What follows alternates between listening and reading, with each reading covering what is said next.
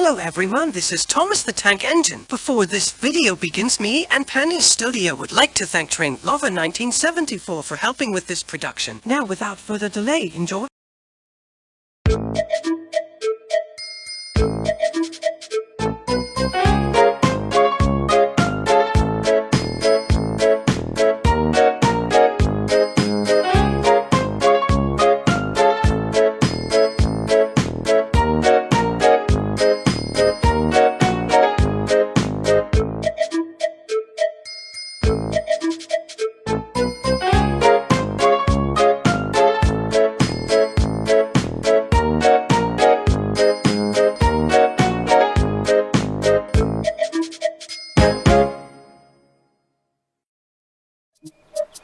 One morning, Henry was feeling very sorry for himself. Sometimes he could pull trains, but sometimes he felt he had no strength at all. I suffer dreadfully, and no one cares. Rubbish, Henry, snorted James. You don't work hard enough.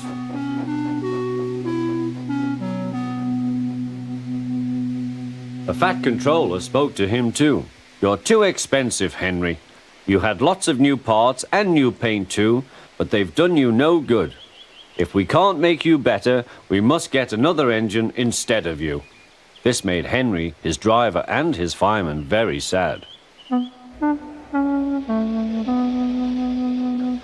Fat Controller was waiting when Henry came to the platform. He had taken off his hat and coat and put on overalls.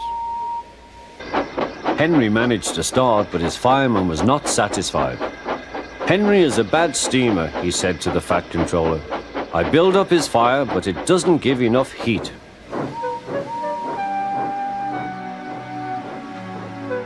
Henry tried very hard, but it was no good. He didn't have enough steam and came to a stop outside Edward's station. Oh dear, thought Henry, I shall have to go away. Oh dear, oh dear. All he could do was to go slowly onto a siding, and Edward took charge of the train.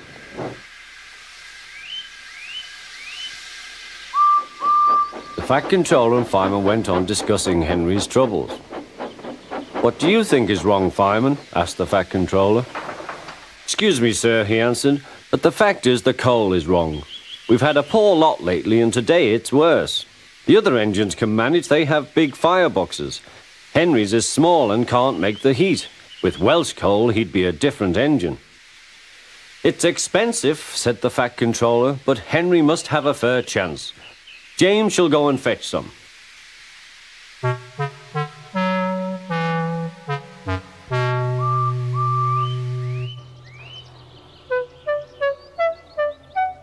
When the Welsh coal came, Henry's driver and fireman were excited. Now we'll show them, Henry, old fellow. They carefully made his fire, putting large lumps of coal like a wall round the outside. Then the glowing middle part was covered with smaller lumps. You're spoiling my fire, complained Henry. Wait and see, said the fireman. We'll have a roaring fire. Just when we want it. The fireman was right. When Henry reached the platform, the water was boiling nicely, and he had to let off steam. How are you, Henry? Peep, peep, whistled Henry. I feel fine. Have you a good fire, driver? Never better, sir, and plenty of steam. No record breaking, warned the Fat Controller. Don't push him too hard. Henry won't need pushing, sir. I'll have to hold him back.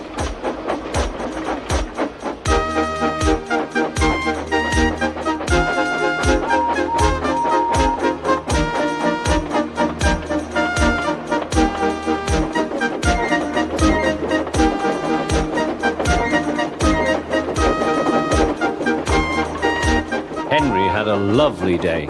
He had never felt so well in his life. He wanted to go fast, but his driver wouldn't let him. Steady, old fellow, he would say. There's plenty of time. They arrived early at the station. Thomas puffed in. Where have you been, lazybones? Asked Henry. Oh, I can't wait for dawdling tank engines like you. Goodbye.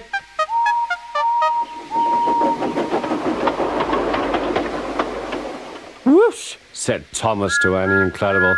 Have you ever seen anything like it? Both Annie and Clarabelle agreed that they never had.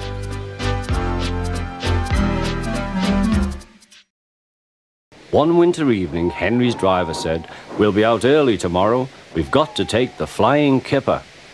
"Don't tell Gordon, but I think if we pull the kipper nicely, the Fat Controller will let us pull the express. The special coal they gave you is working well." "Hurrah!" cried Henry. "That will be lovely."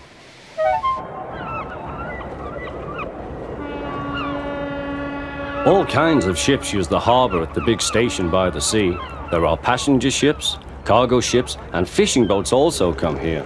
They unload their fish on the quay.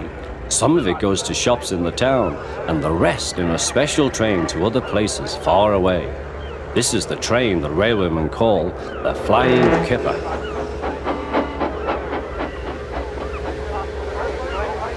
Henry was ready at 5 o'clock. There was snow and frost. Men hustled and shouted, loading the vans with crates of fish. The last door banged, the guard showed his green lamp. The Flying Kipper was ready to go.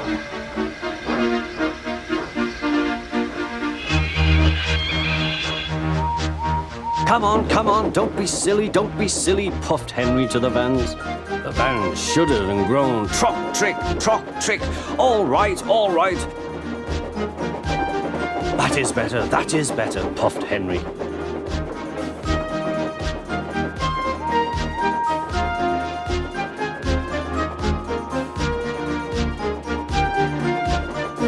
Clouds of smoke and steam poured from his funnel into the cold air, and the fire's light shone brightly. Hurry, panted Henry.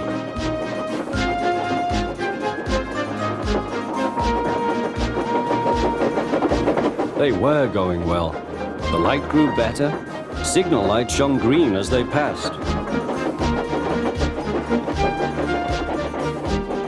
Then a yellow signal appeared ahead. His driver prepared to stop, but the home signal was down. "All clear, Henry. Away we go." They couldn't know the points from the main line to a siding were frozen, and the home signal should have been set at danger, but snow had forced it down. A goods train was waiting in the siding to let the Flying Kipper pass, and the driver and fireman were drinking cocoa in the brake van. "The kipper is due," said the guard. "Who cares?" said the fireman. "This is good cocoa." The driver got up. "Come on, fireman, back to our engine." They got out just in time.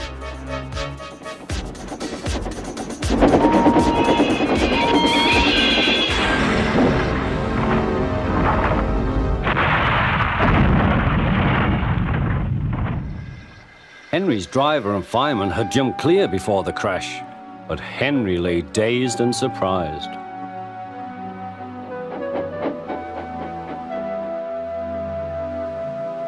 The Fat Controller came to see him. "The signal was down, sir," said Henry. "Cheer up, Henry, it wasn't your fault. Ice and snow caused the accident. I'm sending you to Crewe, a fine place for sick engines. They'll give you a new shape and a larger firebox. You'll feel a different engine and won't need special coal anymore. Won't that be nice?" "Yes, sir," said Henry doubtfully.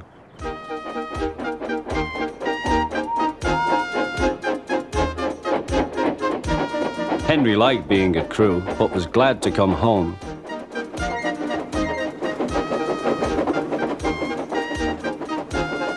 A crowd of people waited to see him arrive in his new shape. He looked so splendid and strong that they gave him 3 cheers. "Peep, peep," he whistled. "Thank you very much." I am sorry to say that a lot of little children are often late for school because they wait to see Henry go by. They often see him pulling the express. He does it so well that Gordon is jealous. But that's another story.